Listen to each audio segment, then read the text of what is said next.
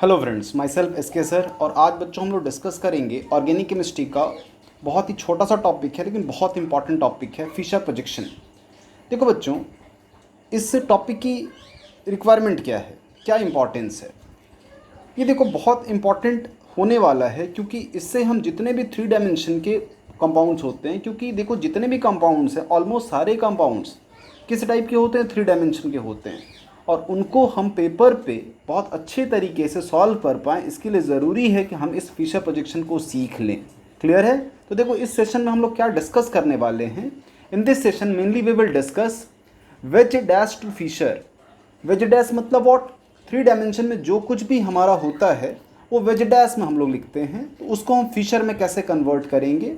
इसमें मैं आपको उन कंपाउंड्स के बारे में बताऊंगा जहां प्रोबेबिलिटी है कि एक कायरल कार्बन हो, और उन कंपाउंड्स को भी हम डिस्कस करेंगे जहां 2 या 2 से ज़्यादा कायरल कार्बन होने की प्रोबेबिलिटी है। ये वाला पार्ट, फर्स्ट पार्ट, बहुत लोग बताते हैं और बच्चे इजीली समझ भी पाते हैं, लेकिन सबसे ज़्यादा दिक्कत इस पार्ट को करने में आती है। तो we will discuss the theoretical part for this particular topic in detail. इसके बाद हम लोग न्यूमैन प्रोजेक्शन को फिशर में कैसे कन्वर्ट करते हैं वो सीखेंगे, और एट लास्ट सॉहॉर्स को फिशर में कैसे कन्वर्ट करते हैं। इसके बाद बच्चों, जैसे ही ये सारी थियरी हम कंप्लीट कर लेंगे, हम लोग कोशिश करेंगे जितने क्वेश्चंस हैं एम एस चौहान से वो सारे क्वेश्चंस हम लोग इस सेशन में डिस्कस कर लें। ये देखो इतना फ़ायदेमंद होने वाला आपके लिए। पहली चीज़ तो ये, आप फिशर बनाना सीख लोगे, और दूसरी चीज़ एम एस चौहान के जितने क्वेश्चंस हैं इस पर्टिकुलर टॉपिक से, और most of them are difficult to handle, वो सारे क्वेश्चंस यहाँ आपके एकदम से हाफ एन आवर में हो जाने हैं। तो चलिए देखते हैं नेक्स्ट। देखो यार, यहाँ मैंने लिस्ट आउट कर रखा है इम्पॉर्टेंस क्या है। तो इम्पॉर्टेंस जैसा कि मैंने पहले भी आपको बताया कि 3 डायमेंशन को हम 2 डायमेंशन में बेसिकली कन्वर्ट करते हैं। 2D समझना बहुत आसान होता है, RS नोमेनक्लेचर असाइन करना इजी हो जाएगा, मेजो कंपाउंड का आइडेंटिफिकेशन वगैरह इजी हो जाएगा, सिमेट्री समझ में आने लगती है हमें, और सिमेट्री अगर है तो वो भी दिख के आने लगती है। तो 2 डायमेंशन में चीज़ों को रिप्रेजेंट करके हम बहुत आसानी से उसको एनालाइज कर सकते हैं। नेक्स्ट, अब बच्चों बात करते हैं सबसे बेसिक कंसेप्ट। ये जो फिशर पहली बार जो बनाया गया, इसके पीछे बेसिक पर्पस, मतलब कैसे इसको हम बनाएंगे, ठीक है, कैसे इसको बहुत आसानी से हम ड्रॉ कर सकते हैं। तो इसके लिए देखो क्या समझना पड़ेगा। ये जो लाइन है, this line basically represent molecule on this particular plane. ये जो CH3 है और ये जो C2H5 है, ये इस प्लेन पर हैं। H और Cl ये दोनों इस प्लेन पर नहीं हैं। इस सॉलिड वेज का मतलब होता है बच्चों away from the plane towards the viewer, plane से दूर लेकिन व्यूअर की तरफ। और इस डैश का मतलब होता है प्लेन से दूर but away from the viewer. तो इसका मतलब आप बहुत अच्छे से समझ लीजिएगा। This line represents on the plane, this line on the plane, this line towards the viewer, और this line away from the viewer. ये प्लेन के पेपर पे नहीं है। नेक्स्ट, इसके कॉरस्पॉन्डिंग बच्चों ये मैंने फिशर यहाँ बना रखा है। अब ये कैसे बनाते हैं ये ज़रा ध्यान से समझ लीजिएगा। तो इसको बनाने के लिए सबसे इम्पॉर्टेंट है पोजिशनिंग ऑफ योर आई, कि आप अपनी आई को कहाँ पोजिशन करते हो। तो देखो, आई को पोजीशन करने के साथ साथ मैं पूरी कोशिश करूंगा कि अपने पैर को भी मैं पोजीशन करूं, कि हम लोग कहाँ खड़े होकर देखते हैं। तो कुछ ऐसा स्ट्रक्चर समझने की कोशिश करना आप, हम यहाँ से देखने की कोशिश करेंगे। हमेशा व्यू करते वक्त इस बात का आप ख्याल कीजिएगा कि ये जो लाइन है this should be away from the viewer, और ये दोनों वेज और dash this should be towards the viewer. अगर आप इस पैटर्न को फॉलो करोगे तो हमेशा आप सही फिशर ड्रॉ कर पाओगे। तो इस बेसिस पर बच्चों देखो, मैंने इस CH3 को टॉप पे यहाँ लिया हुआ है, इस C2H5 को यहाँ बॉटम पे लिया हुआ है, because these two CH3 and C2H5 are away from the viewer. तो इस वजह से इसको डैश से, डैश का मतलब हमेशा ध्यान रखिएगा अवे फ्रॉम द व्यूअर। ये जो Cl है यहाँ पर और यहाँ पर जो H है, this is towards the viewer, ये व्यूअर की तरफ हैं ये दोनों। तो इस वजह से इनको सॉलिड डैश लाइन से, सॉलिड वेज लाइन से, सॉरी वेज लाइन से यहाँ दिखाया गया है। तो आपको होप ये कंसेप्ट बहुत अच्छे से समझ आया होगा। खुद से एक बार बना के देख लीजिएगा। ध्यान रखिए यहाँ मैंने लिखा है यार, position of I is very very important. हम हमेशा आई की पोजीशनिंग कुछ ऐसे करेंगे जिससे कि ये लाइंस व्यूअर से दूर जाती हुई दिखाई दें। आप इस साइड से देखने की कोशिश मत करना, बनाने वाले इधर से भी बना देंगे, ठीक है, लेकिन ये तब जब आप एक्सपर्ट बन जाओगे तब। इनिशियली हमेशा बेसिक को फॉलो कीजिए, आप हमेशा वैसी पोजीशन को चूज़ कीजिए जहाँ से this line goes away from you and these two wedge and dash should move towards you. Clear है ये पॉइंट? तो बच्चों जैसे ही हम ये फिशर बनाना सीख गए, अगला पॉइंट जो बहुत इंपॉर्टेंट होता है कि देखो नथिंग इज़ परमानेंट। जो आपको डैश पे दिख रहा है वो वेज पे जा सकता है, और जो वेज पे दिख रहा है वो डैश पे जा सकता है। ये कैसे होता है सर, ज़रा इसको समझते हैं हम। देखो इस पर्टिकुलर पहले वाले डायग्राम में, पहले वाले में आप नोटिस करोगे कि CL किधर है, वेज पर है, और BR किधर है, डैश पे है। इसका मतलब CL is towards the viewer, ये हमारी तरफ है, और BR is away from the viewer, BR हमसे दूर है। इन दिस पर्टिकुलर पिक्चर बस मैंने क्या किया, वो रोटेट किया हुआ इसको। आप ध्यान से देखो, पहले F ऊपर था, मैंने इसको रोटेट कर दिया, सपोज करो 180 डिग्री से, तो अब क्या हुआ, F नीचे आ गया। तो जैसे ही बच्चों ये रोटेशन हुआ, तो जो BR हमसे दूर जा रहा था वो BR हमारे पास आने लगेगा, और जो CL हमसे पास था वो हमसे दूर चला जाएगा। इफ़ पॉसिबल आप अपने हैंड में एक टेट्राहेड्रल स्ट्रक्चर इस तरीके का लेके इमेजिन कर सकते हो। ये ज़रूर कर लेना एक बार इमेजिन, जब भी आप रोटेट करते हो ना सिग्मा बॉन्ड के अराउंड, तो ये चीज़ अकर होती है। जो चीज़ आपसे दूर है, एक कंप्लीट हाफ रोटेशन के बाद, 180 डिग्री रोटेशन के बाद वो चीज़ आपसे दूर चली जाएगी, और दूर वाली चीज़ आपके पास आ जाएगी।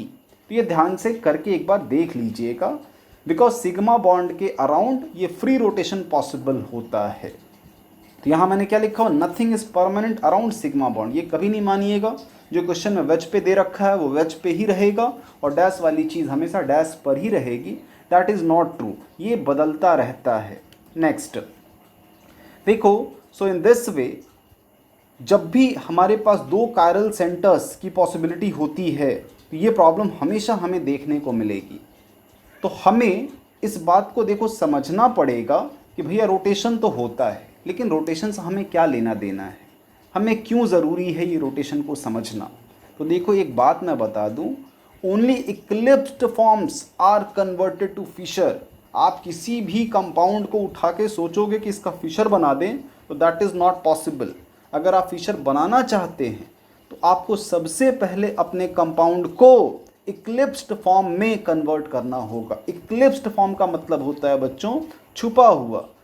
मतलब जो सपोज़ अगर मैं एक एग्जांपल के थ्रू बताता हूँ, जैसे यहाँ सपोज़ करो A खड़ा है, तो ठीक इसके पीछे B, A और B ऐसे एक सीध में, तो इसको हम लोग क्या बुलाते हैं, इक्लिप्स्ड। आप एक और एग्जांपल ले लो, शायद और अच्छे से समझ आ जाए आपको। ABC एक सीध में है ना ये तीनों, तो इसको हम क्या बुलाएंगे, इक्लिप्स्ड। लेकिन अगर ये छुपे हुए नहीं है, जैसे A इधर है, B इधर है, C इधर है, तो A is not hiding. Clear है? B को छुपा नहीं पा रहा है, C को छुपा नहीं पा रहा है, तो ये इक्लिप्स्ड नहीं है। तो जब भी हम आप ये रोटोमस या फिर कन्फर्मस कह सकते हो, यार ये बहुत बेसिक चीज़ है, होप आपको आती भी होगी, कि हम नॉर्मली जैसे इथेन में जिसमें 2 कार्बन है वो रोटेशन होता रहता है ना, तो वही इथेन कभी स्क्यू फॉर्म बनाता है, कभी स्टैगर्ड फॉर्म बनाता है, कभी इक्लिप्स्ड फॉर्म बनाता है।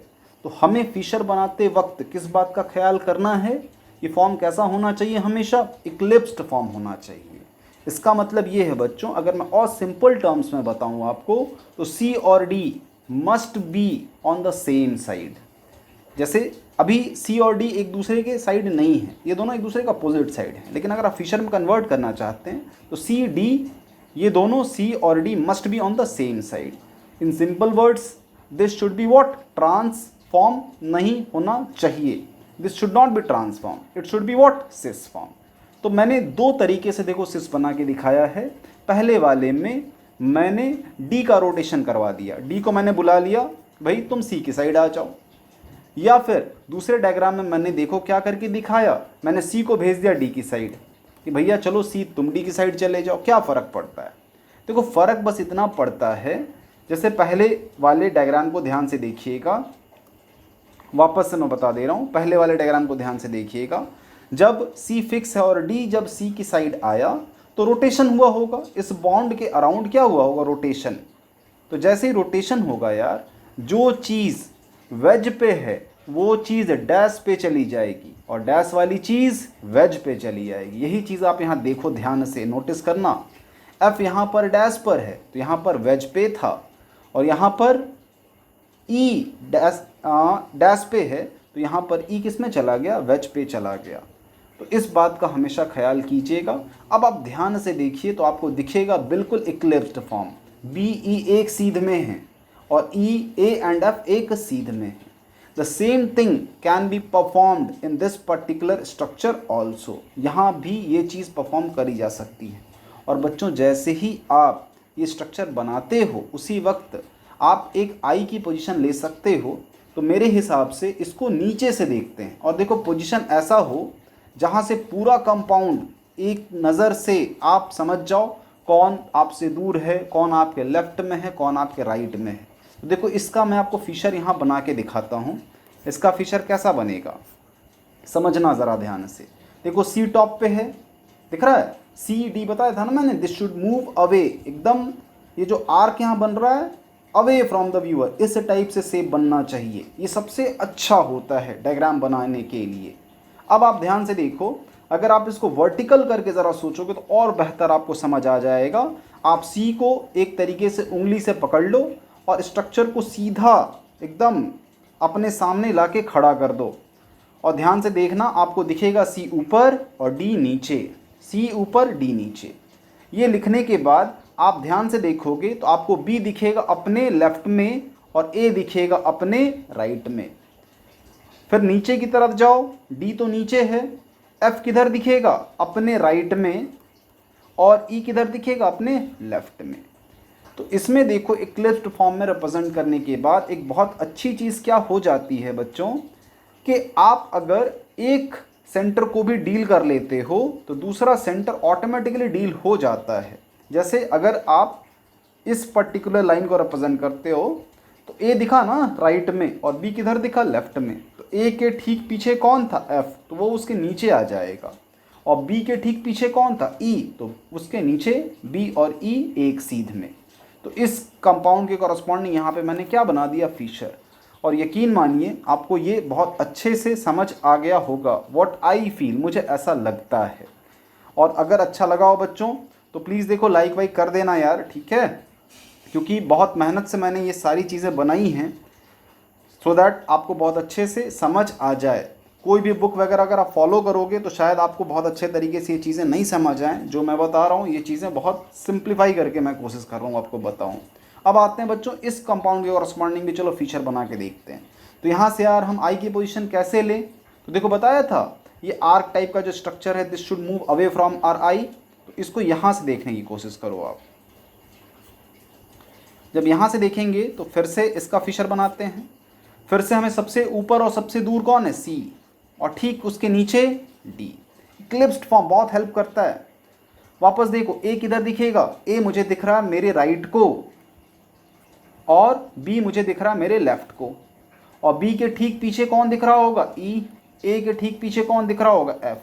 आप देखो मैच करके ये दोनों हूबहू सेम स्ट्रक्चर्स हैं, सी बी ए, ई एफ डी, देख पा रहे हो।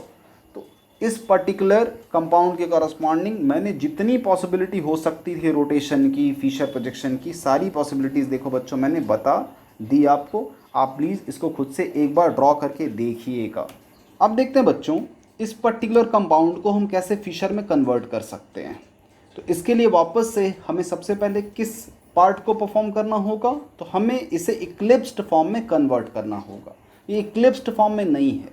दिस स्ट्रक्चर ये किधर जा रहा है, तो इस साइड, और ये वाला अपोजिट साइड। तो दिस इज़ व्हाट स्टैगर्ड आप बुला सकते हो। तो इक्लिप्स्ड फॉर्म में कन्वर्ट करने के लिए हमें इस बॉन्ड के अबाउट एक रोटेशन परफॉर्म करना होगा। तो किसी भी पर्टिकुलर बॉन्ड को आप रोटेट कर सकते हो, इस साइड को भी रोटेट कर सकते हो या फिर इस साइड को भी रोटेट कर सकते हो। चलो इस साइड को रोटेट करते हैं, ठीक है। तो क्या मिलता है ज़रा देखते हैं। तो ये जो बॉन्ड है ये रहेगा एज इट इज़, इसमें तो कुछ ज़्यादा चेंज है नहीं। नेक्स्ट, ये भी एज इट इज़ और ये नीचे की तरफ। अब देखो, जब ये बॉन्ड रोटेट नहीं हुआ तो जो वेज पे है वेज पे रहेगा, डैश वाली चीज़ है डैश पे ही रहेगी। तो डैश पे कौन है, डैश पे मार्क कर लो आप। डैश पे मेरे पास एच। देखो सिंबल इंपॉर्टेंट है, ठीक है, ड्राइंग बहुत इंपॉर्टेंट नहीं है। Then also I will try my best कि मैं अच्छा बनाऊँ।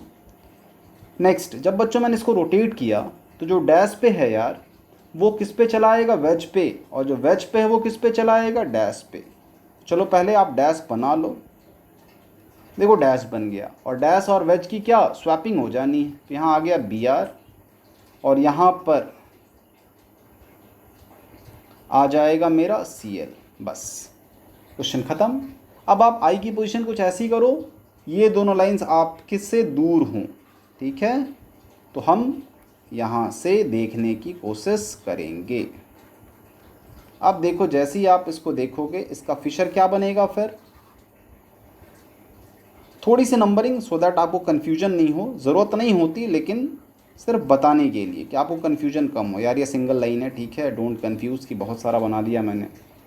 नेक्स्ट, ये 1 नंबर और ऑब्वियसली ये नीचे 4 नंबर, बीच का 2 3 समझ लीजिएगा, ये 2 और ये 3। नेक्स्ट, अब मैं अगर ध्यान से देखता हूँ तो मेरे राइट को दिखता है मुझे एच और लेफ्ट को ओ एच, और ठीक ओ एच के पीछे सी एल, तो यहाँ पीछे, और यहाँ एच के ठीक पीछे बी आर। तो यार ये तो बन गया। अब नेक्स्ट क्वेश्चन, अब टाइम आ गया है कि मैं आपको आर और एस नोमेनक्लेचर भी बता दूं। तो देखो बच्चों, ये जो आर यहाँ यूज़ हो रहा है, आर का मतलब बेसिकली होता है towards right, that is what rectus, और इसका एंटोनिम होता है एस, दैट इज़ सिनिस्टर। तो आप जिस कायरल कार्बन की बात करते हो, जब भी कायरलिटी प्रेजेंट होती है तो ऑब्वियसली उसके 4 हैंड्स होंगे, तो आपको हर हैंड को एक प्रायोरिटी नंबर असाइन करना होता है। तो इस पर्टिकुलर कार्बन के अराउंड जो भी 4 लोग हैं उनकी प्रायोरिटी जज की जाती है based on their atomic number.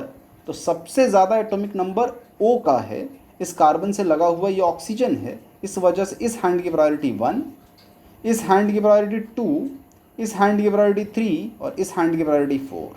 वापस से समझा दे रहा हूँ, O की वजह से इसकी प्रायोरिटी 1 हुई, यहाँ भी कार्बन यहाँ भी कार्बन। तो अब कैसे प्रायोरिटी डिसाइड हो सर, तो इस कार्बन के बगल में कौन है, क्लोरीन ब्रोमीन, तो इसकी प्रायोरिटी ज़्यादा हो गई। इस कार्बन के साथ कौन से लोग हैं, H है, तो इसकी प्रायोरिटी कम हुई कंपेयर टू 10।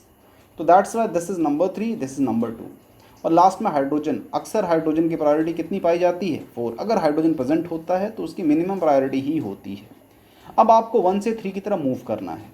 ध्यान दीजिएगा, 1 से 3 तरफ जब हम मूव करते हैं यार, तो एंटी क्लॉकवाइज है, एंटी, और एंटी क्लॉकवाइज का मतलब होता है एस, नोमेनक्लेचर वाइज।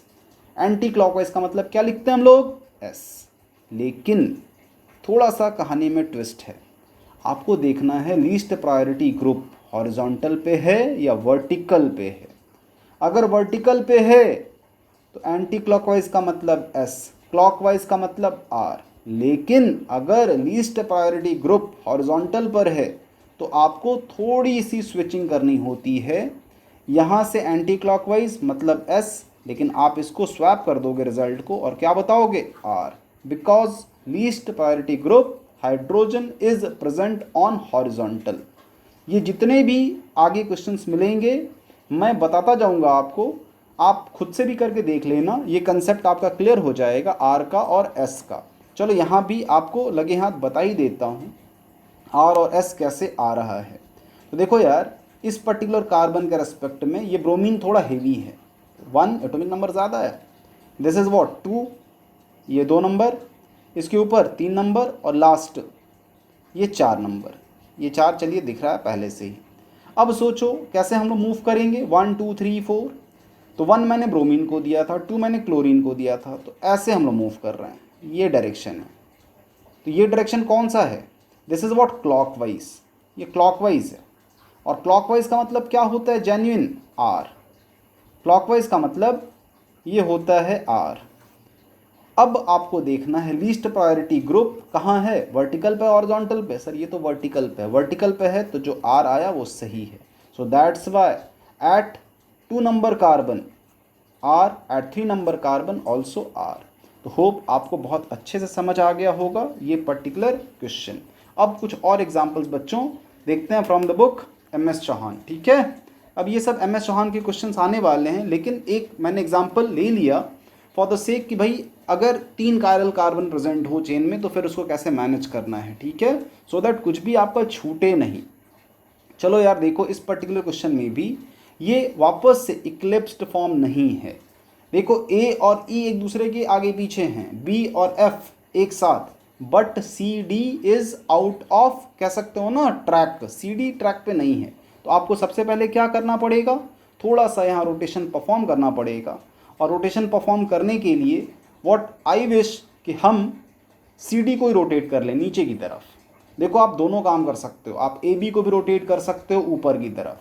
तो बेहतर तो होगा कि आप CD को ही रोटेट कर लो, कारण ईजी होगा जॉब थोड़ा सा हमारे लिए। क्लियर है, तो हम चलो CD को ही रोटेट करते हैं। तो जैसे ही CD को रोटेट करोगे तो यहीं पे मैं बस वर्क करके दिखाता हूँ, ये वाला पार्ट हट जाएगा, ये पार्ट यहाँ से डिलीट होगा, और C जब नीचे आएगा ना तो वो चला जाएगा वेज पे, सॉरी C वेज पे था ना, वो चलाएगा डैश पे, ये C, और D जो था हमारा डैश पे वो चलाना है वेज पे। तो कुछ ऐसा बन जाएगा स्ट्रक्चर, बस और कुछ नहीं। आप व्यू वापस से कहीं से ले सकते हैं। चलिए ये बेस हमारा, और यहाँ से हम ऐसे देखने की कोशिश करते हैं। जैसे ही देखने की कोशिश करेंगे तो ये बनेगा हमारा टॉप, इसको 1 नंबर देते हैं। ये 2 3 4 5, ये 5। एक वर्टिकल लाइन खींचते हैं, और इसमें 3 है, 3 लोग हैं, तो ऐसे 3। नेक्स्ट कहीं एक जगह भी आप अगर अच्छे तरीके से काम कर लेते हो तो फिर आपको दिक्कत नहीं आनी चाहिए।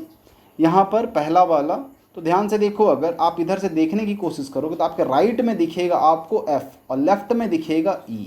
तो राइट में F और लेफ्ट में क्या दिखा मुझे, E। नेक्स्ट अब इसके रिस्पेक्ट में देखो, FCB एक सीध में है, FCB एक सीध में है, और EDA एक सीध में है, EDA एक सीध में। तो ये बन गया फिशर। देख लो कितना आसान है यार, एक कार्बन में तो सोचना ही नहीं है। 2 कार्बन का मैंने बता दिया, वो ज़्यादा से ज़्यादा क्या ट्विस्ट कर सकते हैं, आपको रोटेट करके दे सकते हैं। रोटेट इट मीन्स व्हाट, वो आपको इक्लिप्स्ड फॉर्म नहीं प्रोवाइड करेंगे। तो घबराने की ज़रूरत थोड़े ना है, आप इक्लिप्स दीजिए नहीं दीजिए हमें फ़र्क नहीं पड़ता, हम लोग कन्वर्ट कर ले जाएंगे। और इक्लिप्स में क्या है, जैसे ही आप बॉन्ड को रोटेट करते हो, जो डैश पे होता है वेज पे चला आता है, और जो वेज पे होता है वो डैश पे चला आता है। सो इन दिस वे मैंने 2 कार्बन, जो स्टार्टिंग में मैंने आपसे प्रॉमिस करा था कि मैं आपको बताऊंगा single carbon, double carbon, triple carbon, जो भी कैरलिटी वगैरह है उसको फिशर में कन्वर्ट करना। सो इन दिस वे यार थ्योरेटिकली मैंने बता दिया आपको, RS नोमेनक्लेचर भी मैंने बता दिया। अब चलिए कुछ क्वेश्चंस करते हैं बच्चों from the book MS Chauhan. ठीक है, तो इस पर्टिकुलर क्वेश्चन में मैंने देखो यहाँ ये भी बता रखा है, this belongs to question number 3। Exact यही क्वेश्चन नहीं कि फिशर बनाइए, उसके आगे क्वेश्चन है, लेकिन पहला स्टेप तो ये कि फिशर बनाइए। तो इस पर्टिकुलर कंपाउंड का मैं आपको बताऊंगा फिशर कैसे बनाना है। तो सबसे इंपॉर्टेंट, जैसा कि मैंने बताया था यार, क्या व्यू बहुत इंपॉर्टेंट है। तो व्यू के लिए देखो ये बहुत अच्छी चीज़ है कि पहले से कौन से फॉर्म में है, देख रहे हो ये दोनों जो लाइन्स हैं, these are moving away from the viewer. अगर हमारा व्यू पॉइंट सपोज करो ऐसा है, कुछ ऐसे लेते हैं व्यू, यहाँ से लेने की कोशिश करते हैं। अब ज़रा ध्यान से देखना, इस केस में हमें F किधर दिखेगा, टॉप पे, F दिखा टॉप पे। सिर्फ एक को आप एक्सप्लोर कीजिए, बाद बाकी सारा काम हो जाना है। फिर आपको ध्यान दो, आपको H दिखेगा अपने राइट हैंड साइड को, और CH3 दिखेगा अपने लेफ्ट हैंड साइड को, बस दैट्स ऑल। नेक्स्ट CH3 के ठीक पीछे क्या है यार, देखो ये थोड़ा सा एक्सटेंडेड स्ट्रक्चर है, डोंट कंफ्यूज। ये CH2 होगा और ये CH3 है, एक साथ सोचो, ये कंबाइंड करके क्या है, C2H5 दिख रहा है ये। तो आप इस एज पे क्या असाइन कर सकते हो, C2H5, that is just behind CH3। तो यहाँ पर C2H5 which is just behind CH3। Next H, और यहाँ भी वापस से क्या आ जाना है फिर H। यहाँ कोई रोटेशन वगैरह हुआ नहीं तो कुछ दिक्कत आई नहीं यार। CH3 वापस से देख लो, F के ठीक पीछे CH3, तो F के ठीक नीचे CH3। अगर मैं इस पर्टिकुलर एंगल से देखता हूँ इस पूरे कंपाउंड को, तो मुझे अपने राइट हैंड साइड में दिखता है H और लेफ्ट हैंड साइड में दिखता है CH3। तो राइट हैंड साइड में H, लेफ्ट हैंड साइड में CH3। वापस से H के ठीक पीछे H, तो H, CH3 के ठीक पीछे C2H5, तो CH3 के ठीक नीचे C2H5। ये बन गया बच्चे व्हाट, फिशर। वापस से अगर आप RS नॉमेनक्लेचर देखना चाहो, चलो वो भी देख लेते हैं। इस पर्टिकुलर कार्बन की बात करते हैं हम, ठीक है। तो यहाँ पर क्या स्ट्रक्चर होना चाहिए, तो सोचते हैं ज़रा। सबसे ज़्यादा प्रायोरिटी किसकी होगी, फ्लोरीन की, तो 1। दूसरी प्रायोरिटी किसकी होगी, तो इस नीचे वाले हैंड की, 2। तीसरी प्रायोरिटी ये। और ध्यान रहे लीस्ट प्रायोरिटी ग्रुप हाइड्रोजन किधर है, हॉरिजॉन्टल पे। तो R का S का R उल्टा होने वाला है, जो भी हमारा आंसर होगा। चलो मूव करते हैं 1 से 3 की तरफ। तो दिस इज़ व्हाट, क्लॉकवाइज। ये तो क्लॉकवाइज है, क्लॉकवाइज का मतलब R, क्लॉकवाइज का मतलब R, but change because of H, क्या बुलाएंगे, S। तो यहाँ पर जो नोमेनक्लेचर असाइन होता है that is what, S in nature. और सेम लॉजिक बच्चों आप यहाँ अप्लाई करके एक बार देख लीजिएगा। At this point you will be getting R, यहाँ आपको R मिलेगा। क्लियर है, होप समझ आ गया होगा। चलिए अब फटाफट क्वेश्चन ही हैं बस, ठीक है। कुछ क्वेश्चंस मेरे साथ बस प्रैक्टिस कीजिए। इस पर्टिकुलर क्वेश्चन बच्चों देखो, वापस से ये डैश पे है और ये वेज पे है, लेकिन ये कौन सा फॉर्म दिख रहा है, थोड़ा ट्रांस की फीलिंग आ रही है आपको। कौन सा फॉर्म होना चाहिए था, सिस होना चाहिए था, दोनों एक साइड होने चाहिए थे। इसको अगर मैं रिप्रेजेंट करूँ थोड़ा, तो मुझे रोटेट करना पड़ेगा, और रोटेशन के लिए किसी एक बॉन्ड को तो आपको घुमाना पड़ेगा। मतलब ये वाला पूरा फिनाइल ग्रुप किधर लेना पड़ेगा, नीचे। तो चलो हम वही कोशिश करते हैं, या तो इसको नीचे लें या तो इसको ऊपर लें, ठीक है। तो किसको ले लें, चलिए इसको ही ऊपर ले लेते हैं, ठीक है। ये वाला फिनाइल ग्रुप ऊपर गया, तो ये लाइन एज इट इज़, इस पर एक फिनाइल ग्रुप लगा हुआ है, तो छोड़ दीजिए। यहाँ से एक ऐसा, और यहाँ से वापस से फिनाइल जोड़ दीजिए। अब देखिए इस वाले फिनाइल से डैश पे क्या लगा हुआ था, COOH, COOH, ये डैश पे लगा हुआ है। इसका मतलब वेज पे क्या होगा, जब कुछ नहीं है यार तो आप H को जोड़ दीजिएगा। जब कुछ नहीं है you just add H on veg.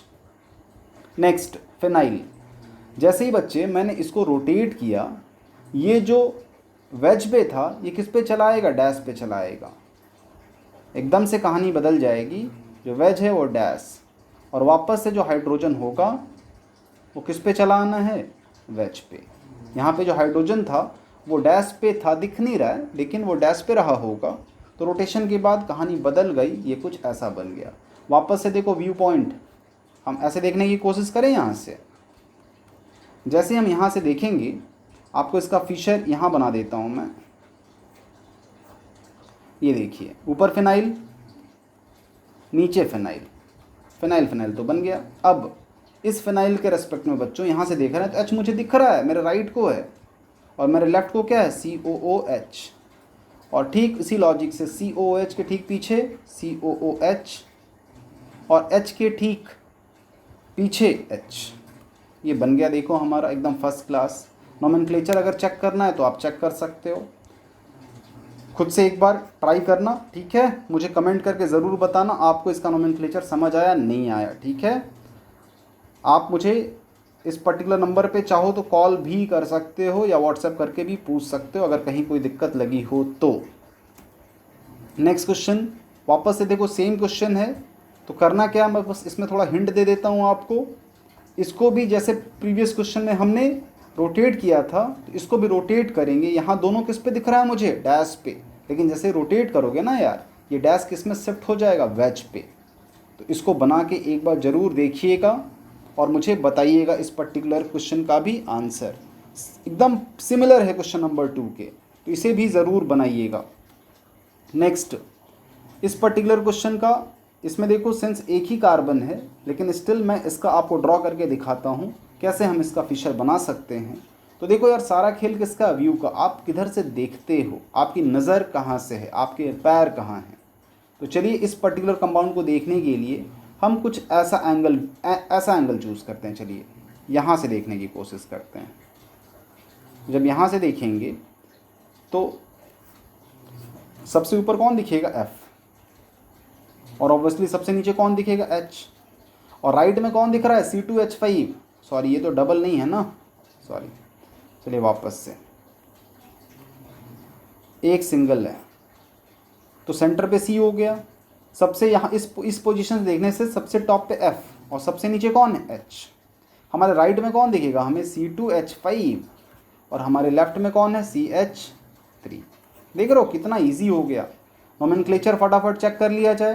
This is what 1, this is double carbon hence 2, this is 3 and this is 4। और मजे की बात है लीस्ट प्रायोरिटी ग्रुप वर्टिकल पे है, तो जो हमारा आंसर आना चाहिए था वही आंसर आएगा।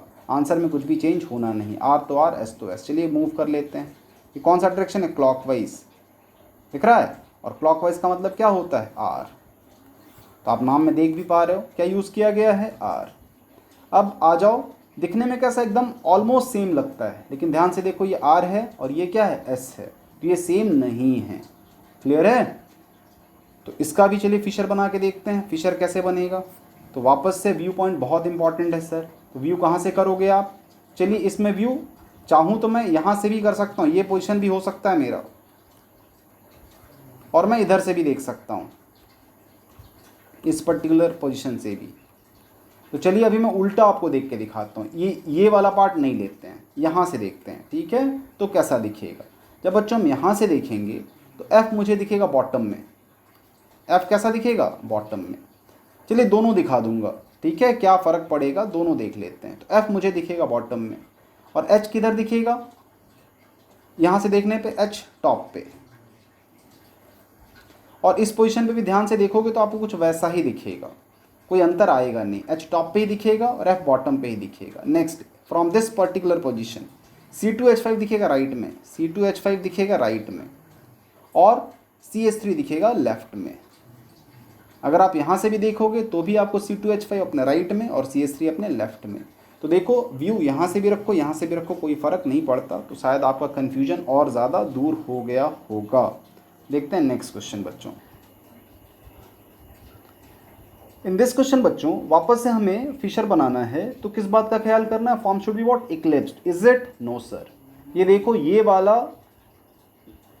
अलग साइड को है, and this line is somewhere along different side. तो इसको एक साइड हम कन्वर्ट करते हैं, तो बेटर होगा यार हम इसको थोड़ा रोटेट कर ले जाएं।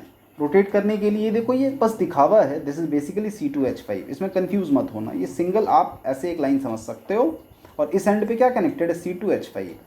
तो चलो इसको रोटेट कर लेते हैं थोड़ा, ठीक है। तो इस बॉन्ड को अगर हम रोटेट करेंगे तो फिर क्या होगा, तो थोड़ी मेरी हेल्प करना आप, साथ में बनाना आप, ठीक है। पेन पेपर लेके देखो, बैठा करो, आप बनाते हो तो मुझे हेल्प मिलती है। नेक्स्ट कुछ ऐसा, दिस एंड तो this and, this and this and. इस एंड पे मैंने क्या बताया, C2H5। अब ये वाला एंड CH3 है, तो CH3 हुआ यूं। देखो यहाँ फ़र्क नहीं पड़ता क्योंकि इस एंड को मैंने रोटेट नहीं किया। तो डैश पे CH3 था, तो डैश पे CH3 को ही आप रख दीजिए, CH3। और वेज पे क्या आने वाला है, वेज पे Br था तो Br है। यहाँ देखो यहाँ फ़र्क पड़ेगा, यहाँ पे डैश पे जो H था अब वो चला जाएगा वेज पे, आप वेज पे H को जोड़ दो, और वेज पे जो Br था वो चला जाना है डैश पे, बस। So done. अब आप व्यू पॉइंट कहीं से भी ले लो यार, बेटर होगा। हमेशा मैं सिखाता रहता हूँ इस दोनों लाइन से दूर, तो यहाँ से आप देखने की कोशिश करो। देखो इसका फिशर क्या बनेगा। अब जैसे आप यहाँ से व्यू लोगे, सबसे दूर C2H5 ऊपर की तरफ, तो C2H5 ऊपर की तरफ, और नीचे CH3। अब बच्चों यहाँ से आप ध्यान से देखो, CH3 आपको दिखेगा अपने राइट हैंड साइड को और Br लेफ्ट हैंड साइड को। CH3 अपने राइट को और Br अपने लेफ्ट को। वैसे ही CH3 के ठीक पीछे डैश पर Br है, तो यहाँ Br लिख दो, और H है यहाँ, तो यहाँ H लिख दो। तो होप आपको बहुत अच्छे से ये समझ आ गया होगा। चलो इसको भी मैं आपको ड्रॉ करके दिखाता हूँ। इसमें भी क्या करना है, इसमें भी देखो वापस से थोड़ा सा ट्विस्ट है, अपोजिट साइड, तो रोटेट करना पड़ेगा सर। और इसको वापस से क्या समझोगे आप, C2H5। तो चलो हम रोटेट वापस से इस बॉन्ड को कर लेते हैं।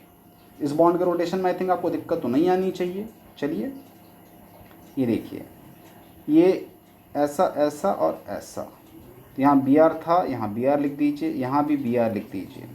अब देखिए इस बॉन्ड को मैंने रोटेट किया है, तो इस वेज पर क्या है CH3, तो अब वो चला जाएगा डैश पर CH3, और डैश पे कौन था H, वो चला गया वेज पे,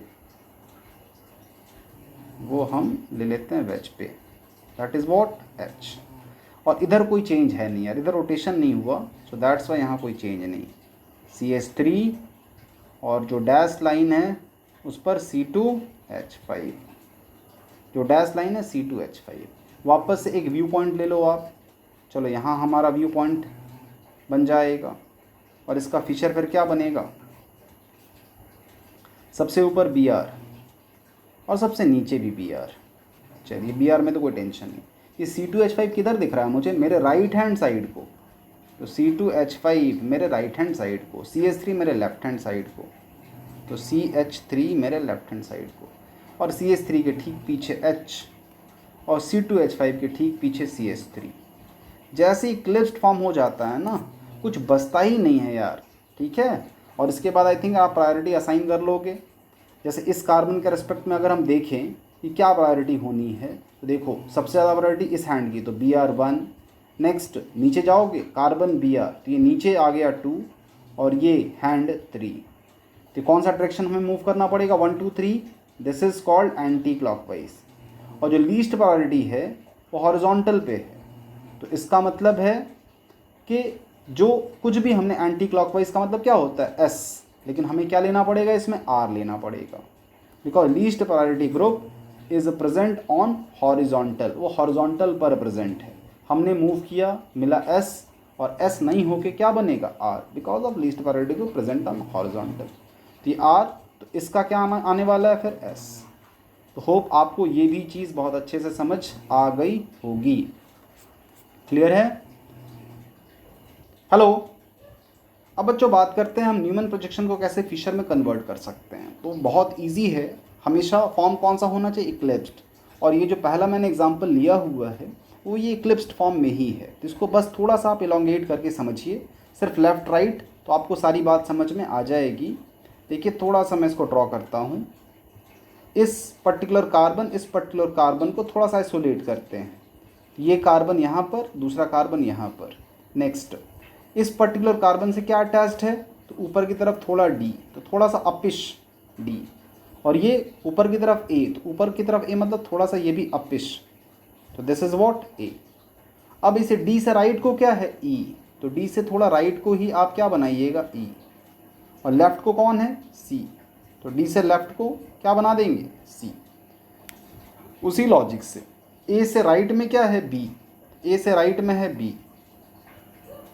और A से लेफ्ट में कौन है C, A से लेफ्ट में आप बना लो C,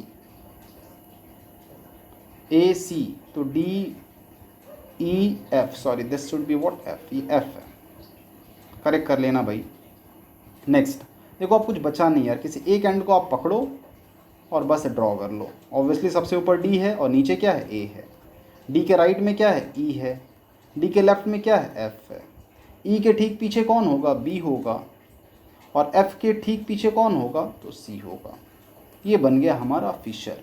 इक्लिप्स्ड फॉर्म था तो इजी था। अब हम देखते हैं स्टैगर्ड होगा तो क्या करेंगे। अब बच्चों स्टैगर्ड फॉर्म के कॉरस्पॉन्डिंग हमें इसको इक्लिप्स्ड में कन्वर्ट करना होगा। तो जैसे आप इक्लिप्स्ड में कन्वर्ट करोगे तो रोटेट करोगे, चलो रोटेट करके D को पहुंचा देते हैं हम A के पास। अब ज़रा समझिएगा, यहाँ आ गया D, तो ऑब्वियसली हर कोई रोटेट होके अपने अपोजिट एंड पे पहुंच जाएगा, तो यहाँ कौन आ जाएगा F, और ये जो B यहाँ था ये रोटेट होके यहाँ पर। बस आप किसी एक एंड को अच्छे से बना लीजिए, बाद बाकी कहानी खुद ब खुद प्रीवियस एग्जांपल जैसी बन जानी है। तो सबसे ऊपर D है, D को दिखा लो, नीचे A, और D के बन जाने के बाद D के राइट में कौन होगा, D जब यहाँ ऊपर आ गया तो D के राइट में कौन दिख रहा है मुझे, तो ये F, तो D के राइट में F, और D के लेफ्ट में ये B। उसी लॉजिक से आप A को भी शायद देख पाओगे, A के राइट में कौन दिखेगा मुझे, तो C, और F और C देखो एक दूसरे के आगे पीछे, और ए के लेफ्ट में कौन दिख रहा है, ये बहुत ईजी है इसकी विजिबिलिटी, तो फिर ई, और बी और ई आपको दिख जाएंगे एक दूसरे के आगे पीछे। तो इक्लिप्स्ड स्टैगर्ड दोनों हो गए। अब बच्चों लास्ट जो फॉर्म बच गया that is what, saw horse को भी देख लेते हैं, एक बार इक्लिप्स्ड और एक बार स्टैगर्ड। तो चलिए पहले इक्लिप्स्ड फॉर्म को हम कन्वर्ट करते हैं फिशर में। तो देखिए जो व्यू पॉइंट होगा वो यहाँ से होगा, हम यहाँ से इसको देखने की कोशिश करेंगे। ये व्यू पॉइंट है, इस पर्टिकुलर व्यू पॉइंट में क्या होगा, एफ मुझे दूर जाता हुआ दिखेगा। इसको थोड़ा सा इफ पॉसिबल आप एफ को और सी को एक दूसरे से दूर खींचने की कोशिश कीजिए, तो और आपको डायग्राम बहुत अच्छे से समझ आएगा। सी आप इतना दूर खींचना सो दैट एफ और सी स्ट्रेट लाइन पे चले जाएं, ऐसे स्ट्रेच करना है सो दैट कुछ ऐसा पिक्चर आ जाए। और अब ज़रा देखो आपको ई दिखेगा एफ से राइट को और डी लेफ्ट को। ई के ठीक पीछे कौन है, बी, और डी के ठीक पीछे कौन है, ए। तो ये बन गया। Next in this particular picture, या रोटेशन तो करना पड़ेगा क्योंकि ये फॉर्म कौन सा है, स्टैगर्ड। तो इसको इक्लिप्स में कन्वर्ट करने के लिए हम थोड़ा सा पहले रोटेशन करेंगे। जैसे ही हम इसको रोटेट करेंगे, चलो इस एंड को छोड़ देते हैं, यहाँ जो वाई बन रहा है that will remain as it is, इसको यहाँ पहुँचाते हैं, और यहाँ भी क्या बनना चाहिए, वाई ही बनना चाहिए। तो जब आप रोटेट करोगे तो देखो क्या होगा, एफ आ जाएगा नीचे की तरफ, एफ आ गया बिल्कुल एकदम वर्टिकली डाउनवर्ड, और डी किधर चला जाएगा, इस एंड पर, और ई किधर आ जाएगा, इस एंड पर। तो इन दिस वे कुछ स्ट्रक्चर ऐसा है, A, this is B and this is C. इसका फीचर चलिए बना लेते हैं, यहाँ बना लेते हैं, थोड़ी सी जगह है मेरे पास। अब देखिए हमारा ये जो व्यू पॉइंट होगा बच्चों, ये कुछ ऐसा रखते हैं, यहाँ से देखने की कोशिश करते हैं।